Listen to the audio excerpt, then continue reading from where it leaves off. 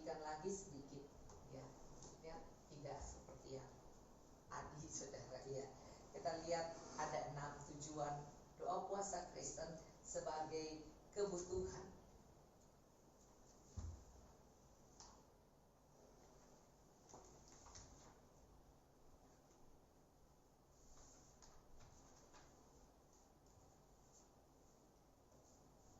Ya, tapi saya memulai dulu dari pentingnya berdoa dan berpuasa. Mari kita lihat, ya, mungkin Foni membaca Matius 17 ayat 14 sampai 21. Matius 17 ayat berapa? 14 sampai 21. Matius 17 ayat 14. Ketika Yesus dan murid-muridnya kembali kepada orang banyak itu, datanglah seorang mendapatkan Yesus dan menyembah. Katanya, "Tuhan, kasihanilah anakku, ia sakit ayan dan sangat menderita. Ia sering jatuh ke dalam api dan juga sering ke dalam air. Aku sudah membawanya kepada murid-muridmu, tetapi mereka tidak dapat menyembuhkannya." Maka kata Yesus, "Hai kamu angkatan yang tidak percaya dan yang sesat, berapa lama lagi aku harus tinggal di antara kamu? Berapa lama lagi aku harus sabar terhadap kamu? Bawalah anak itu kemari." Dengan keras Yesus menegur dia, lalu keluarlah setan itu daripadanya, dan anak itu pun sembuh seketika itu juga. Kemudian murid-murid Yesus datang, dan ketika mereka sendirian dengan dia, bertanyalah mereka, "Mengapa kami tidak dapat mengusir setan itu?" Ia berkata kepada mereka, "Karena kamu kurang percaya. Sebab aku berkata kepadamu, sesungguhnya sekiranya kamu mempunyai iman sebesar biji sesawi saja, kamu dapat berkata kepada gunung ini, 'Pindah dari tempat ini ke sana,' maka gunung ini akan pindah, dan tak akan ada yang mustahil bagimu. Jenis ini tidak dapat diusir kecuali dengan berdoa dan berpuasa." Nah, kita lihat di sini ada satu yang kita pikir hanya sekedar saja, tetapi ternyata, ya, kalau ada sesuatu yang masalah dengan anak atau dengan orang lain atau dengan tubuh kita yang sering kali kerasukan setan itu, sering sakit ayam itu kan orang kayak kena setan, ya.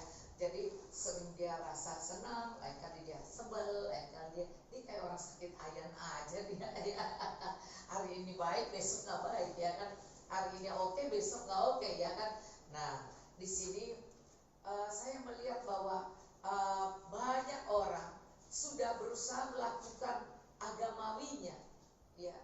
Ya, kalau tidak terjadi, ya, anaknya sembuh, tidak terjadi masalahnya dibereskan, berarti kan kita ini sedang melakukan roh agamawi. Karena Tuhan itu adalah Allah yang menjawab doa, Allah yang memberikan kita, ya, bantuan dari surga. Karena dia tahu bahwa kita nggak mampu, sebab itu kita datang dan berdoa dan menyembah dia. Tapi kalau sampai kita sudah lakukan yang seperti ia dibilang menyembah, berdoa, ya, sepertinya merendahkan hati, padahal tidak, gitu kan, nyata tidak dijawab. Nah, jadi bukan Tuhan nggak mau tolong, Tuhan pasti mau tolong, tapi itu nggak nyampe di dalam rule-nya, di dalam jalannya Tuhan itu nggak nyampe. Sehingga Tuhan kan bilang kalau di Yesaya, bukan telinga Tuhan kurang mendengar, bukan tangan Tuhan kurang panjang, tetapi karena dosa. Jadi karena ada penghalang-penghalangnya. Jadi jangan kita berpikir pasti juga nggak apa-apa, ya kan. Pasti bukan, ya, mungkin belum waktunya. Memang semua juga kita bisa bilang belum waktu Tuhan, ya kan. Jadi coba lihatlah, ya, ayatnya gimana, Fon?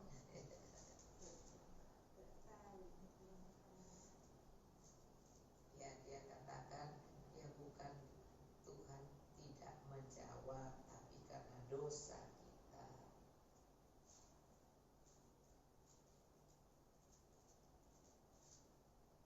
Ini saya selalu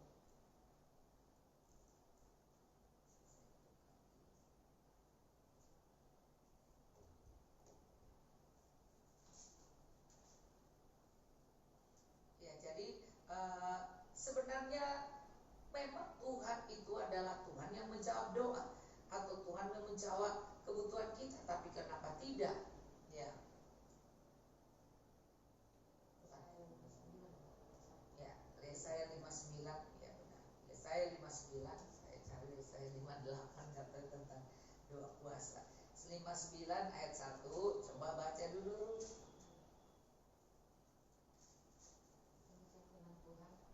Sesungguhnya tangan Tuhan tidak kurang panjang untuk menyelamatkan, dan pendengarannya tidak kurang tajam untuk membenang. Tetapi yang merupakan pemisah antara kamu dan Allahmu ialah segala kejahatanmu, dan yang membuat dia menyembunyikan diri terhadap kamu sehingga ia tidak mendengar ialah segala dosa. Ya, jadi kita lihat di sini ada hal-hal yang dimana dikatakan kejahatan, tapi kita nggak rasa jatuh, ya. Ya, terus dibilang dosa kita nggak rasa berdosa. Kan manusia ini kan dia memfokuskan kepada kebutuhannya, keinginannya, sehingga dia sebenarnya sedang ada di dalam keegoisannya, sedang ada di dalam kepentingannya. Terus kemudian dia memaksa Tuhan sehingga selalu rasanya Tuhan itu pasti jawab. Padahal itu bukanlah dari Tuhan. Itu hanya membuat dia sombong dan jatuh di dalam dosa dan kejahatan.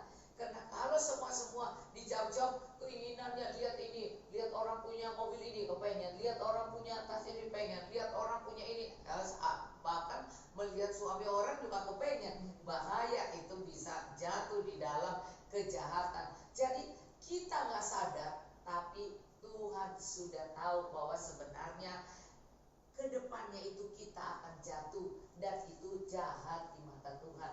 Jadi itu sebenarnya tidak baik, karena kita tidak merenungkan Tuhan, apakah boleh, apakah benar, apakah ini Tuhan. Nah, sebab itu ada banyak yang dikatakan, kenapa orang doain anak sembuh, kan itu baik, ya kan? Kok kenapa kami tidak bisa? Nah, jadi murid-murid Yesus, ya kita ingat ada murid-murid Yesus waktu diutus disuruh Tuhan berdoa kan, ya pergi, ya menginjil gitu, ya terus pulang-pulang dengan bangga mereka bilang, ya kan? Nah itu Tuhan dapat kepastian itu, ya mereka dengan sombong, padahal kan Tuhan suruh, dan kemudian terjadi mujizat. Ternyata akibatnya mereka jadi, wah keren ya, gue bisa musir setan, gue bisa melihat, iya doaku keren banget terus, ya kan? Ternyata Tuhan bilang sebenarnya itu bukan yang terutama, ya kan? Yang terutama adalah namamu tertulis di kerajaan surga. Jadi kita sebenarnya begitu jauh banget pengennya keren ya, wah hebat keren, tapi padahal Tuhan bilang itu bukan yang terutama, bukan itu. Yang terutama adalah nama kita tertulis di kerajaan surga. Tapi terus apa dong Tuhan? Kan bukan keren mengusir setan, ya kan? Iya, oh Tuhan bilang iya, gue lihat setan terjatuh. Artinya kamu memang diberi kuasa. Wah luar biasa waktu kita percaya ya. Tapi kalau kita tidak menjaga hati kita, maka ya sepertinya setan bisa tunduk, lama-lama kita tunduk pada setan. Ya, sebab banyak sekali orang yang setelah dipakai Tuhan, mereka kemudian tidak lagi setia, mereka kemudian tidak lagi bersungguh-sungguh, mereka merasa ngapain ya. Terus kemudian mereka memakai emosinya, memakai perasaan dagingnya, iya, memakai perhitungan manusianya. Jadi, iya, coba mau dibaca. Lukas 10 ayat 20. Namun demikian janganlah bersukacita karena roh-roh itu takluk kepadamu, tetapi bersukacitalah karena namamu ada terdaftar di sorga. Iya, terus saya tekan itu langsung semua ayat 2.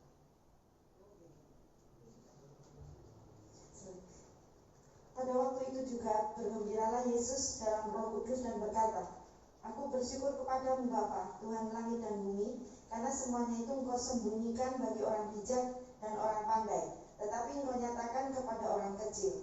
Ya Bapa, itulah yang berkenan kepadamu. Semua telah diserahkan kepadaku oleh Bapakku, dan tidak ada seorang pun yang tahu siapakah anak selain Bapa dan siapakah Bapa selain anak, dan orang yang kepadanya anak itu berkenan menyatakan hal itu.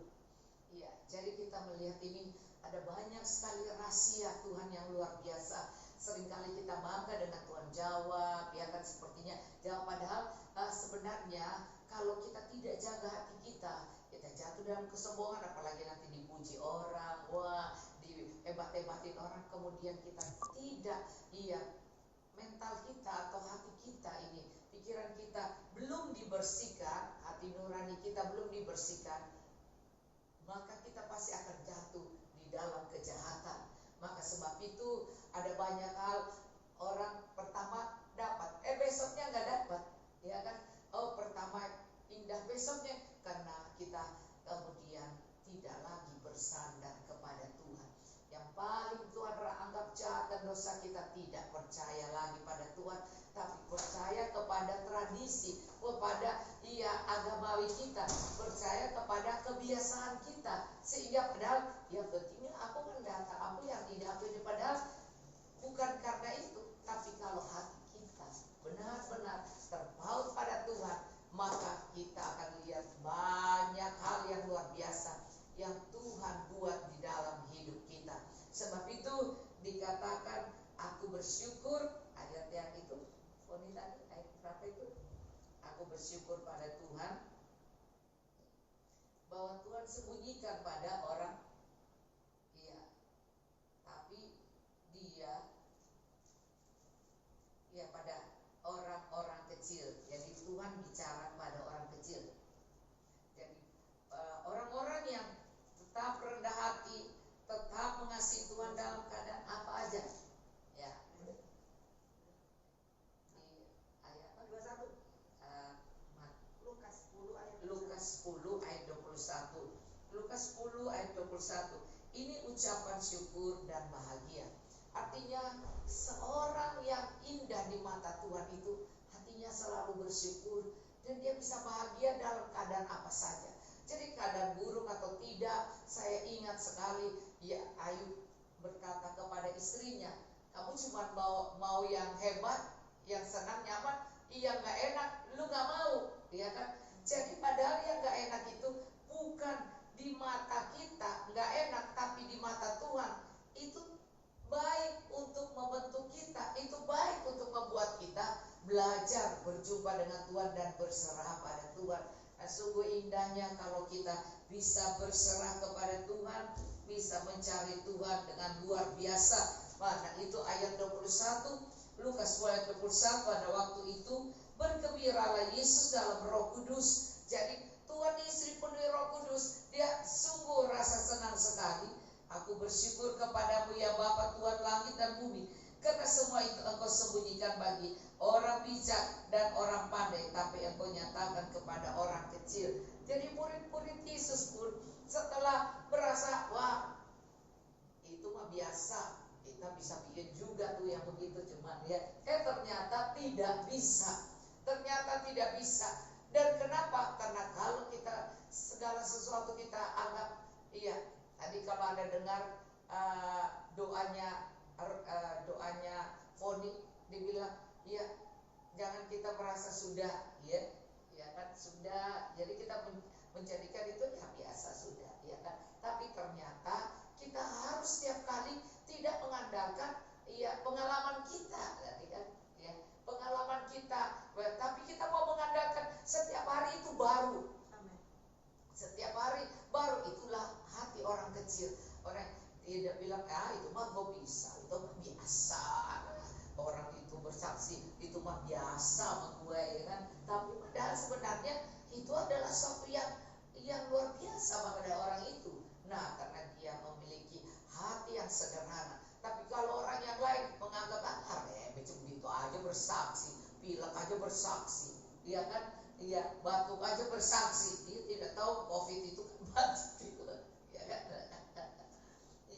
Nah saudara, jadi mari belajar untuk bersyukur dan bergembira. Artinya saat Anda mengalami apa saja harus bersyukur pada Tuhan dan harus bisa tetap menjaga sukacita dan gembira. Karena di dalam Mazmur 37, ya kita baca Mazmur 37 dari ayat 1.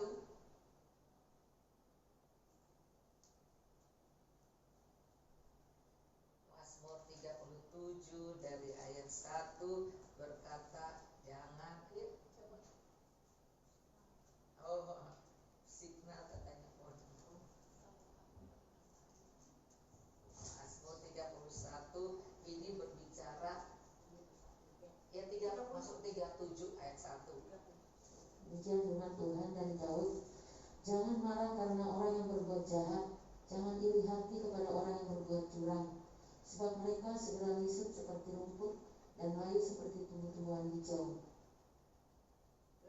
Percayalah kepada Tuhan dan lakukan yang baik, diamlah di negeri dan berlakulah setia, dan bergembiralah karena Tuhan, maka Ia akan memberikan kepadamu apa yang diinginkan hatimu. Nah, Tuhan menjawab doanya kan karena Dia menjaga sukacita hatinya.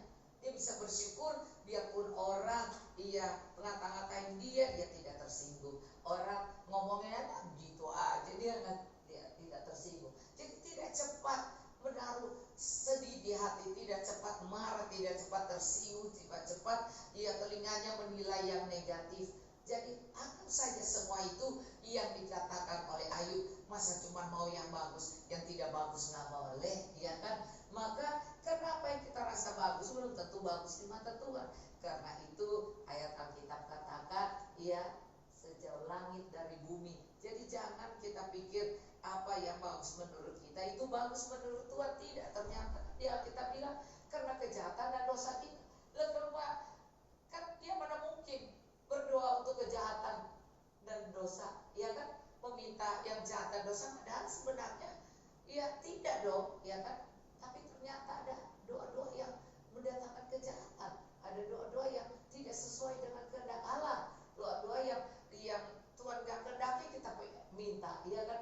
Bahkan ada orang yang mau minta suami orang, mau minta istri orang dalam doa, padahal itu kan kamu, ya kan? Terus baru dia bilang, Tuhan bilang memang dia jodoh saya, bukan istri saya yang sekarang. Jadi mari, ada banyak sekarang orang mengalami masa kesusahan ini sehingga mereka tidak melihat segi baik, tapi mereka melihat yang buruk aja, yang buruk aja. Coba kita baca sejauh langit dan bumi. Rancanganku bukan rancanganmu, pikiranku bukan pikiranmu, sejauh langit dari bumi. Maka kita lihat bahwa kita rasa rancangan Tuhan itu, apa yang kita minta itu rancangan Tuhan. Padahal tidak, karena rancangan Tuhan dengan rancangan kita berbeda. Karena ada orang yang rasa, kalau dengan gini gua kan, kalau gua diberkati kan nama Tuhan dimuliakan, gua bisa kasih perpuluhan bagus, kita bisa ini. Nah itu katamu, tetapi saat itu nanti kamu menjadi jadi sombong. Nanti kamu menjadi orang yang tidak lagi cari Tuhan sungguh-sungguh, malah kemudian berasa dialah yang harus Tuhan dengar setiap kali, sehingga akhirnya dia setiap kali doa dia rasa ini Tuhan harus jawab, Tuhan harus jawab. Padahal sebenarnya dia pikir itu rancangan Tuhan bagi dia, padahal itu bukan rancangan Tuhan. Nah sebab itu kita harus tahu bahwa kalau kita sudah berdoa, satu mungkin karena kejahatan kita atau dosa kita, ada hal yang ada juga permintaan kita akan mendatangkan dosa, terus ada juga sudah bukan rancangan Tuhan damai sejahtera, bukan.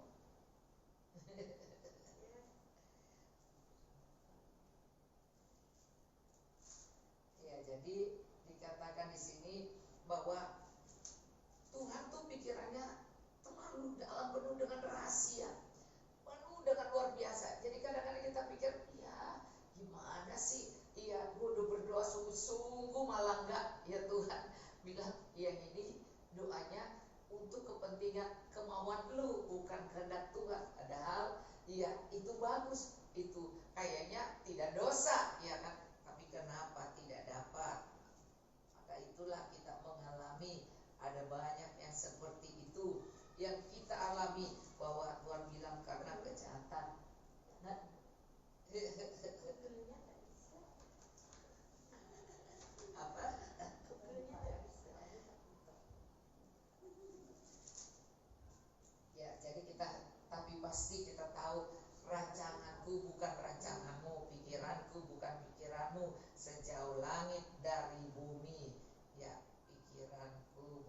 pikiranmu ya.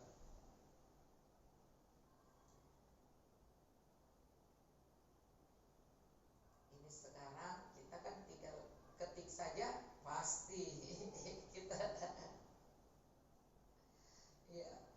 Jadi kalau kita salah ketik juga nggak bisa ya. Tapi ada sudah tahu bahwa Tuhan bilang rancanganku bukan rancanganmu, pikiranku bukan pikiranmu, sejauh langit dari bumi. Jadi kalau sampai kita doa belum terjawab, kita harus bilang, Tuhan, apakah ini kehendakmu atau bukan? Maka kita bisa berdoa seperti Taman Getsemani. Taman Getsemani, Yesus berdoa di Taman Getsemani. Dia bilang, kalau boleh cawan ini lalukan daripadaku, tapi bukan kehendakku, tapi kehendakmu yang jadi. Artinya kita harus menyerah pada Tuhan. Kalau toh itu bukan kehendak Tuhan, kita tetap percaya, aku tetap akan berdoa. Dan kalau tiba waktu Tuhan, Tuhan akan menjawab doa kita. Sehingga kita tahu bahwa Tuhan, kalau yang ini Tuhan ada proses dalam kita, yang itu Tuhan izinkan langsung dapat. Tapi yang ini itu ternyata ada banyak hal yang kita masih harus membuang kerikil-kerikil yang ada di hati kita.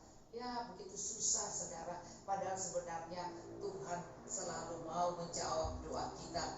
Tuhan tidak pernah membiarkan kita. Jadi jangan pernah merasa kita ini tidak, oh kalau begitu bagaimana doaku bisa dijawab atau tidak. Tetapi Tuhan pun berdoa seperti manusia. Dia berdoa, kalau boleh cawan ini lalukan daripadaku. Nah, tapi berarti dia punya doa yang tidak dijawab Tuhan. Cawan ini gak lalu. Iya, dia tetap harus menanggung. Nah, dia bilang, tapi bukan kehendakku yang jadi, tapi kehendakmu. Maka Allah Roh Kudus memberi kekuatan di dalam dia untuk bisa menanggung. Jadi kalau kita nggak bisa, tapi kita mencari Tuhan dan tujuan kita adalah baik, bukan karena kita ingin Tuhan balas kejahatan orang itu pada saya, maka kita biarin aja dulu. Nah saudara, tidak. Tetapi kita lihat bahwa Tuhan memberi kekuatan untuk kita bisa melewatinya, sehingga berjumpa dengan orang-orang yang kita nggak suka, kita tetap santai saja, men, ya kan?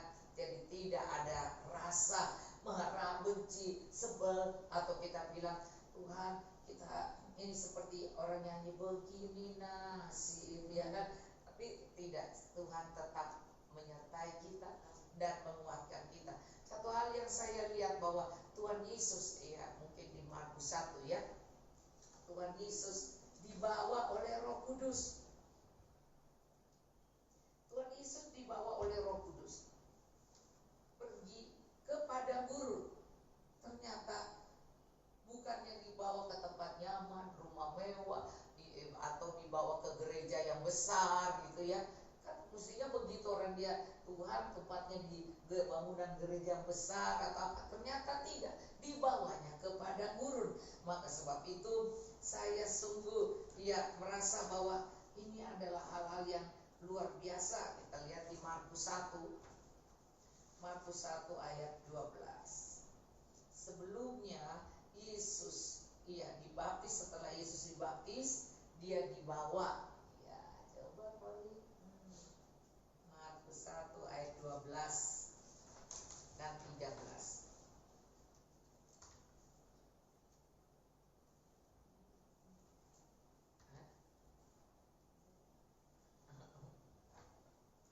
Markus 1 ayat 12.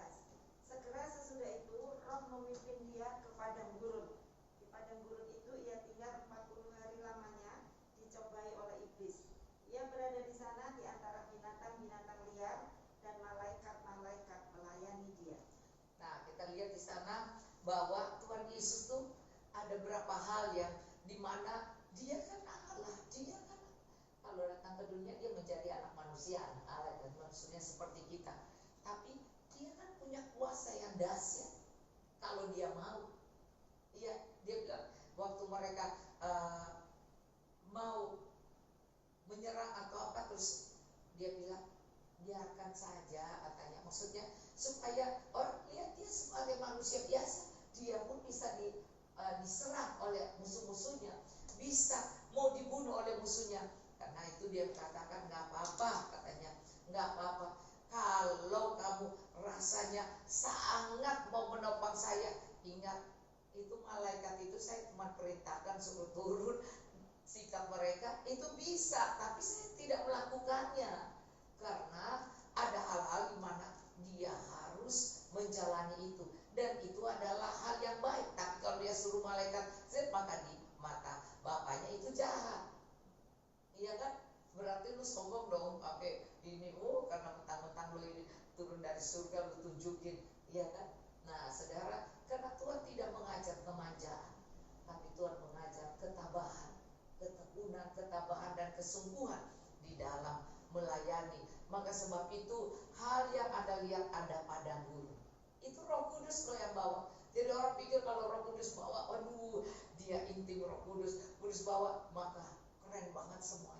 Semuanya bagus, semuanya hebat, semuanya apa yang langsung jadi. Terus kemudian, wah bagus banget ya, wah dia punya istana ya, wah dia punya mobil mewah, wah dia punya perusahaan besar, wah karena dia intim dengan Roh Kudus. Enggak juga saudara. Yang tanya papanya dan Maria orang biasa yang sudah bantu dia ditaruh di perut Maria melahirkan, tapi kemudian Maria hidup cuma dititipin, tidak dikasih ini rumah mewah untuk Maria. Mami Maria, ya. Ada banyak nama Mami Maria ini. Ada Maria Asia, ada Maria Eropa, ada Maria Wawa. Nah, saudara, kita melihat sini mamanya Tuhan Yesus saja dititipin waktu Tuhan Yesus bilang, terimalah ini ibumu juga, ya kan? Terus mereka ambil, iya Maria, Mami Maria. Nah, jadi kita melihat Tuhan tidak mau kita menjadi jahat dan berdosa karena kita diberi otoritas doa jawab, ini dijawab, ya kan? Tidak, karena Tuhan lihat kalau sampai begitu maka jahat dan dosa. Jadi Tuhan memberikan, iya normal lah gitu, normal, ya kalau dia sudah tidak ada suaminya dan anak-anaknya, padahal anak-anaknya ada bersama dia, ya kan? Nah, saudara, kita melihat bahwa Tuhan tidak bedakan. Kalau yang ini nanti dia naiknya itu pesawat terbang, ya kan, punya pesawat terbang sendiri. Karena banyak hamba Tuhan akhirnya seperti itu, lebih dari pengusaha ya. Tapi Anda lihat setelah ada banyak yang mengalami itu di Amerika, terus kemudian waktu mereka mengalami ya hal yang tidak baik, ya artinya ketahuan mereka ditangkap karena pajak mungkin atau apa semua, terus kemudian mereka sadar, ada yang sadar waktu di penjara, saya lupa namanya di bukunya tuh ya. Nah dia bilang bahwa saya menyesal, ternyata dia cuma bersaksikan tentang kekayaan. Saya Yesus kaya raya, saya Yesus kaya raya, ya kan? Terus karena itu harus ini, harus begini. Nah banyak yang dari Amerika itu selalu ngomongnya uang, terus kita suruh kasih, ya sama dia. Terus dia bawa orang yang ngatur dia di Indonesia, semua dia bayar untuk jalan-jalan ke Israel atau kemana, karena semuanya kasih duit kan. Ya waktu tiap dia KKR apa, selalu ngomongnya sumbang duit ratusan juta, ratusan, ada yang miliar, ya kan? Dia ya kalau kamu kasih gini kamu akan dapat lebih banyak, padahal sebenarnya udah bertanya ke Tuhan, itu dikehendaki Tuhan nggak, jahat atau baik nggak, iya kan? Nah jadi banyak kali saya pikir ini di surga kayak itu ya, mereka udah mati tapi di surga nggak ada ini, ya kan? Tapi Tuhan Maha Kasih ya, kali dia lagi sakit-sakit dia minta ampun kali ya. Karena yang di penjara itu kemudian dia minta ampun. Dia minta ampun bahwa dia salah mengajar. Dia salah mengajar sehingga orang pikir, kalau kasih duit dia langsung dia jadi kaya lagi, jadi ini.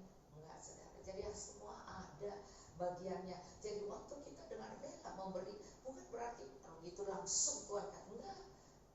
Memang menabur dapat menuai, ya kan?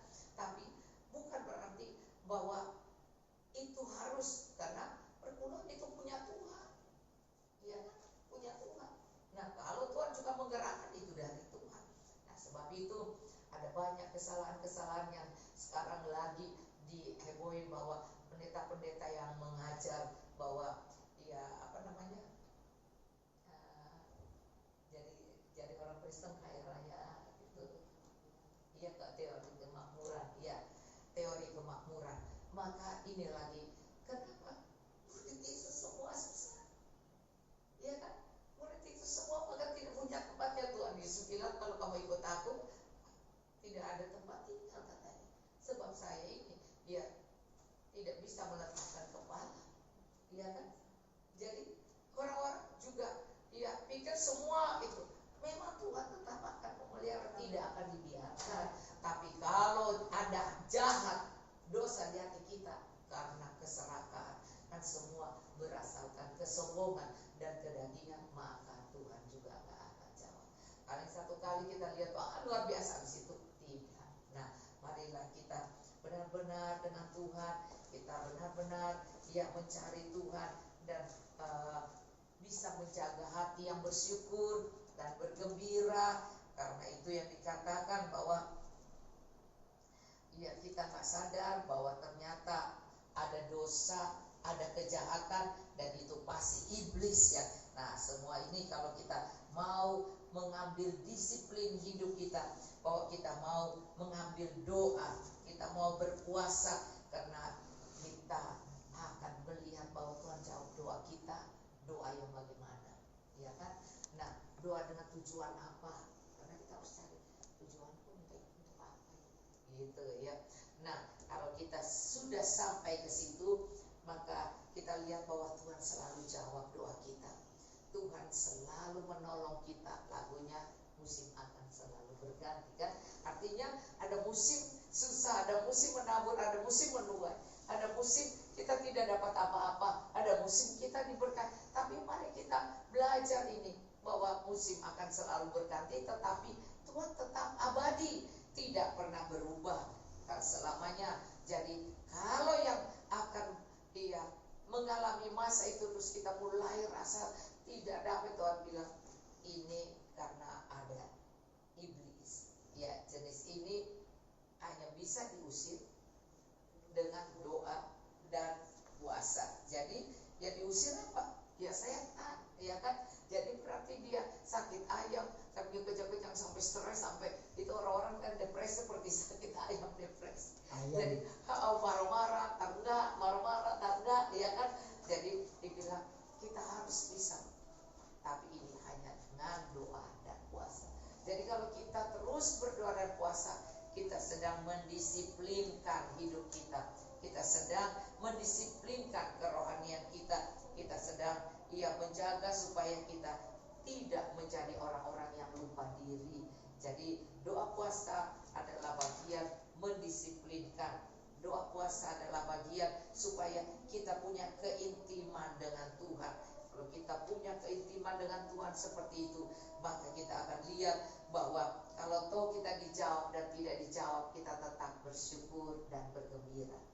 Kita bisa bergembira seperti Tuhan bergembira dalam Roh Kudus. Yang sangat kasihan bahwa Tuhan Yesus dibawa ke padang gurun. Sepi deh gue, ya kan? Jadi kalau kita tidak disenangin orang, juga tidak dipuji-puji orang, kita kayak di padang gurun kan? Kalau kita tidak punya teman lagi, kayak di padang gurun. Nggak ada orang ngobrol, kok nggak ada orang, sunyi sepi sendiri. Ya, jadi rasanya nggak masalah, ya kan? Tuhan Yesus sudah pernah dibawa sama Roh Kudus. Ya, Roh Kudus berarti ada mengurapi Tuhan. Oh, urapannya kok urapan padang gurun, bukan urapan kelimpahan. Maka padang gurun berbicara kesusahan, ya kan? Dan ternyata di sana Tuhan jadi berpuasa. Bawa padang gurun nggak makan, tapi diminum, ya kan? Kalau ada embun, ya minum, ya kan? Padang gurun cari air juga susah.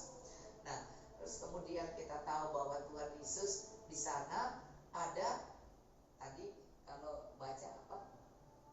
Binatang liar, coba. Ya, Markus. Jadi rasanya, Tuhan kok begitu ya? Nah, coba boleh lihat ya. Tadi Markus 1 ayat 13. Di padang gurun itu ia tinggal 40 hari lamanya. Lihat, bukan cuma 1 hari. Kalau kita doa puasa nasional WBI cuma sehari, ya kan. Nah 40 hari sepi, 40 hari sepi. Ada orang panas bukan main. Terus dicobai oleh iblis. Ia berada di sana di antara binatang-binatang liar. nah Anda lihat pertama padang gurun, terus lama banget ya, nggak langsung dibilang udah boleh pulang ya. Nah terus kemudian ternyata di sana dicobai iblis ya.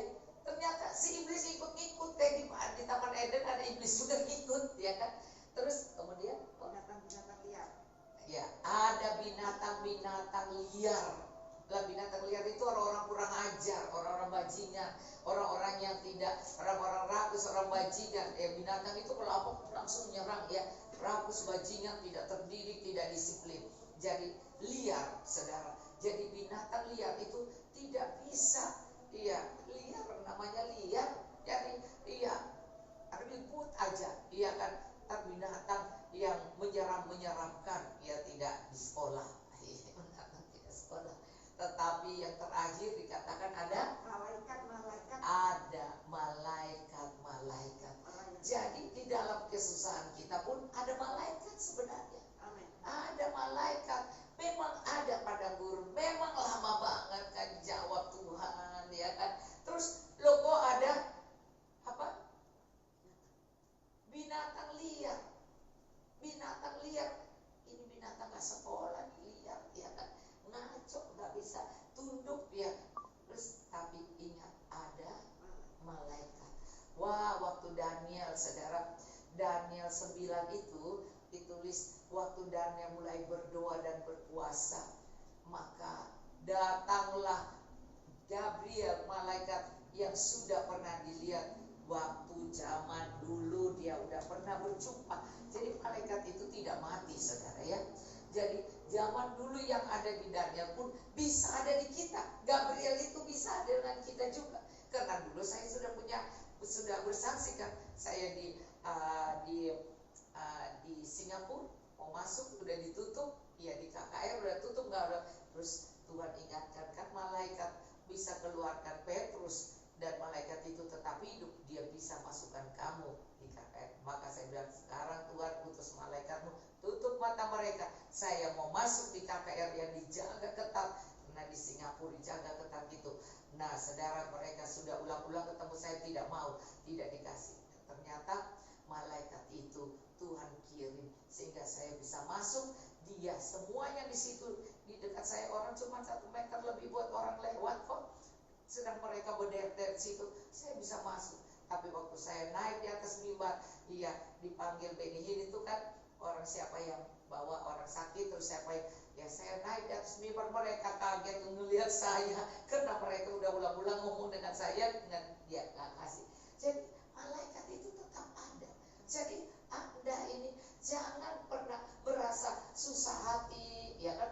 Puasa itu kan berbicara ya kesusahan, ya orang-orang yang merasa aduh, makanya kita harus berdoa dan berpuasa. Tetapi itu doa puasa adalah kesusahan yang menyenangkan. Artinya aku akan dapat pengurapan baru, aku akan dapat pimpinan Roh Kudus, aku akan mengalami kan kalau kita berdoa puasa.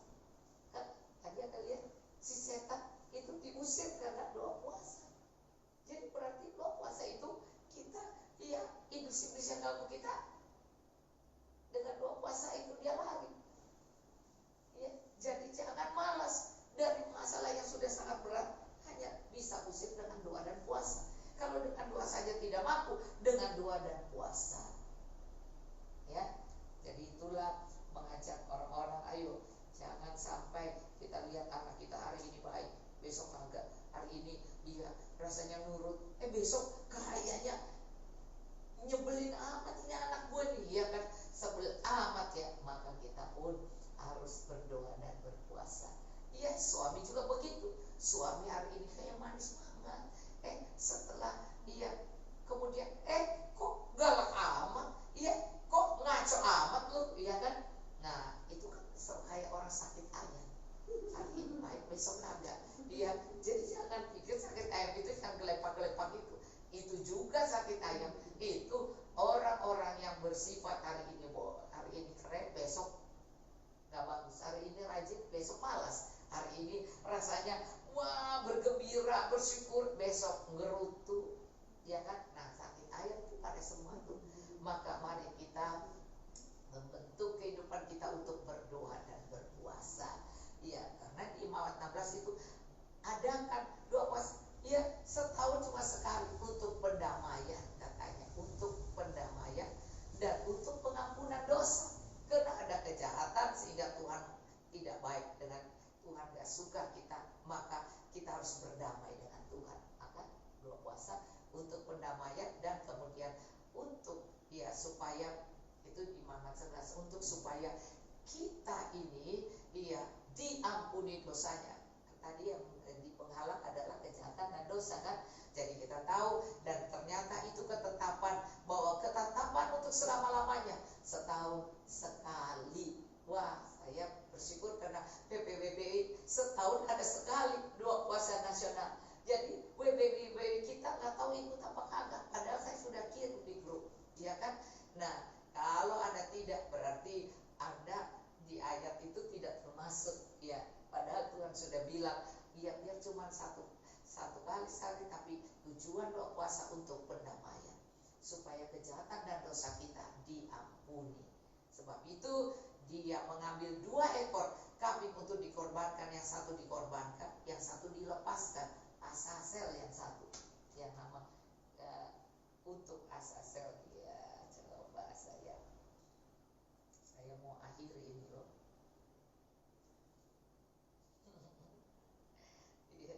Ya, ini saya memberikan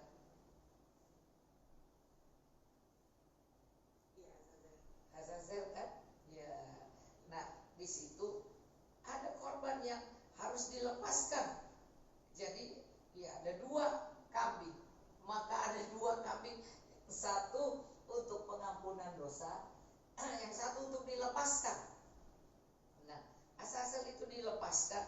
Tujuannya saudara ya adalah untuk menanggung dosa kutuk manusia itu dia tanggung. Jadi itu tentang Kristus ternyata.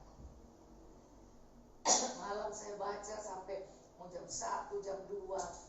Ya, karena saya ini kan suka apa yang mau diotbah saya bingung ya kan.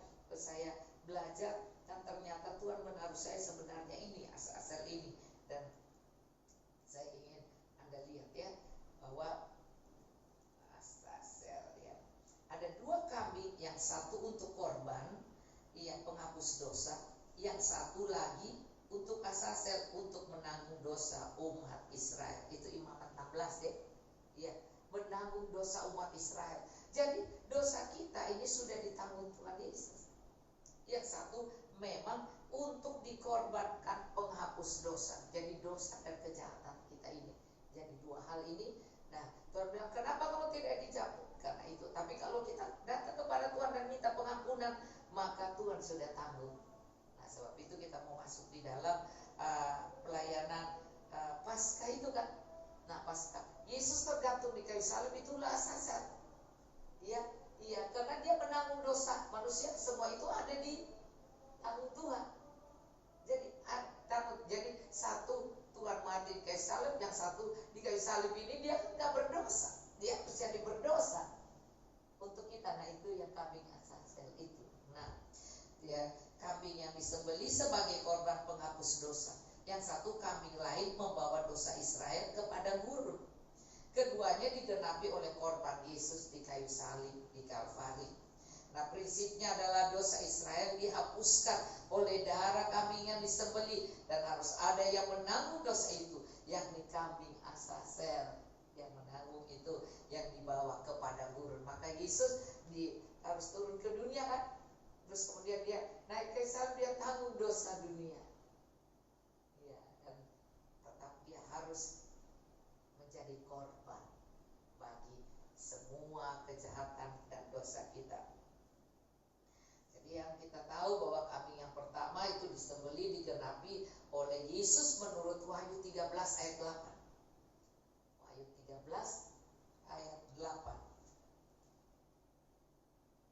Kalau kambing Asasel itu dilepaskan, dia masuk ke hutan, itu dibiarkan hidup tapi membawa dosa Israel ke padang gurun.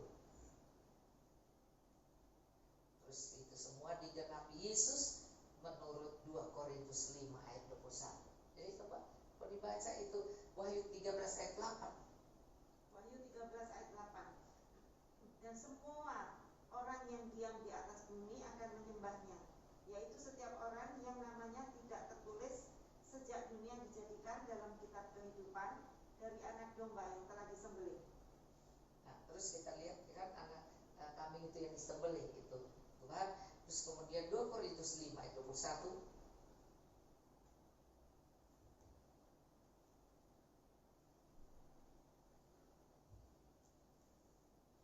Itu Yesus dijadikan dosa karena kita. Dia yang tidak mengenal dosa telah dibuatnya menjadi dosa karena kita, supaya di dalam Dia kita dibenarkan oleh Allah. Nah, itulah yang dikatakan 2 korban, 1 korban ya penghapus dosa yaitu Kristus, tapi 1 korban yang mengangkut dosa manusia itu asal dibawa ini. Nah, itu juga Kristus. Jadi semua itu Tuhan yang tanggung, dan itu dilakukan di dalam doa puasa imamat 16 itu untuk pendamaian dan untuk pengampunan dosa. Tapi keselamatan datangnya dari Tuhan Yesus. Jadi waktu kita percaya, kita berdoa sungguh-sungguh, maka pasti doa kita didengar oleh Tuhan. Selama hati kita murni, baik, dan penuh sukacita syukur seperti Tuhan Yesus bersyukur dalam Roh Kudus itu, yang bergembira dalam Roh Kudus, maka dikatakan Mazmur 37, Dia akan memberikan keinginan hati kita. Teruslah bersyukur, teruslah bergembira, teruslah bahagia, terus walaupun keadaan kita tidak seperti yang kita pikir, keadaan kita tidak seperti yang kita inginkan, iya kan? Enggak enak rasanya begini, tapi itulah yang Tuhan memproses kita supaya kita bisa menang. Maka sebab itu Tuhan sedang membentuk karakter-karakter ilahi. Yang saya hari ini berapa minggu lalu saya melihat Filipi 2 itu, Filipi 2 ya, pikiran dan perasaan Kristus. Dan itu sedang Tuhan taruh di saya. Saya melihat ternyata di dalam pasca ini, iya, Ketua Umum kita Pak Rubin Adi sedang memberikan bahan bahwa kita harus masuk ke dalam pikiran dan perasaan Kristus. Jadi inilah yang saya sampai kaget, saya bilang, Tuhan berapa minggu lalu saya ini bawa ini pikiran dan perasaan Kristus, sehingga saya kasih contoh Elia, bahwa Elia itu tidak mendapat suara Tuhan, tapi langsung bilang aja, iya, 3 tahun setengah tidak akan hujan kalau saya tidak ngomong. Loh, itu tidak ditulis Elia dengar suara Tuhan, karena dia punya pikiran dan perasaan. Jadi waktu dia ngomong, karena dia tahu itu nggak baik, dia langsung ini dengan itu orang bertobat, iya kan? Nah, barulah Tuhan bicara pada dia, kamu pergi ke sini, kamu ke sini. Nanti ini saya sudah bilang pada burung, kalau dia nggak ngerti tentang rahasia Tuhan yang luar biasa, kalau dia tidak mau percaya Tuhan yang dahsyat, dia bilang, omong kosong, ini suara iblis. Masa Tuhan bicara dengan burung? Masa burung bisa bawa roti? Nyolong di mana ini? Ya kan? Roti, terus kasih ikan. Nah, itu setiap pagi dan petang. Dan burung-burungnya banyak. Nah, coba kalau kita tidak mempercayai Tuhan, bahwa Tuhanku itu dahsyat, luar biasa, penuh mujizat, dia bisa melakukan hal-hal yang luar biasa, maka kita lihat bahwa burung bisa ya. Nah, Elia tidak meragukan, Elia tidak bilang, ada-ada aja Tuhan, masa burung sih, ya kan? Ya, ternyata benar. Ya, kalau burung menyerahkan diri kayak orang mati, terus di depan dia mati, terus dia kupasin dulu, dia bakar. Nah, ya, kalau ini enggak, sudah roti dan daging, dan itu dibawa, ya, bukan daging burung dibuat dan dikasih, enggak. Nah, Tuhan itu sanggup. Sebab itu mari kita mempercayai Tuhan dan tidak meragukan kalau dia bilang nanti dari ini. Nah, yang kedua, ternyata Tuhan ini masih menuntun kita, bukan di sapu saja. Dia menuntun kita di mana kita harus mempercayai hal yang nggak mungkin, hal yang tidak seragam kita. Dia bukan manusia, nggak bisa masak, nggak bisa bikin air, nggak bisa bikin api untuk bikin roti, apalagi burung punya tangan kecil gitu, gimana ya kan? Nah, bisa ambil roti, apa burung ini mencuri roti, ya kan? Kalau di Amerika sih burung gagak itu, ya kalau kita makan, ya, iya, apa aja dia bisa dan ada makanan di situ. Apa? Nah, masa dia Tuhan memerintahkan untuk kasih sampah, kasih orang ke Elia kan tidak, ya kan? Jadi berarti Elia harus kita semua kata firman Tuhan, Elia manusia biasa sama seperti kita di dalam Yakobus 5 ayat 17. Jadi Tuhan bilang Elia itu ia cuma percaya pada suara Tuhan, walaupun Tuhan bilang dari burung, dia tetap percaya dan dia pergi melangkah. Nah, Anda kalau dibilang nanti Tuhan akan kirim burung datang, dia gigit-gigit dolar kasih kan kita pikir mana bisa melihat burung gagak agak ada, ya kan? Nah, saya selalu lihat burung-burung itu, burung-burung kecil-kecil itu yang selalu, ya, burung pipit yang kecil itu di pohon-pohon. Wah, senang sekali saya selalu lihat di atas. Nah, saudara, jadi jangan mempercayai pikiran, perasaan, emosi yang Anda lihat, tapi mari mempercayai Tuhan dengan kemustahilannya itu. Hal yang mustahil itu bisa terjadi, hal yang tidak mungkin bagi kita bisa dia lakukan. Maka saya selalu bilang, saya merenovasi Bukit Doa supaya orang-orang bisa jendela tidak, ya, yang tidak tertutup sekarang bisa tertutup, atau pintu yang tidak bisa tertutup lagi, kamar mandi yang rasanya udah hancur bisa.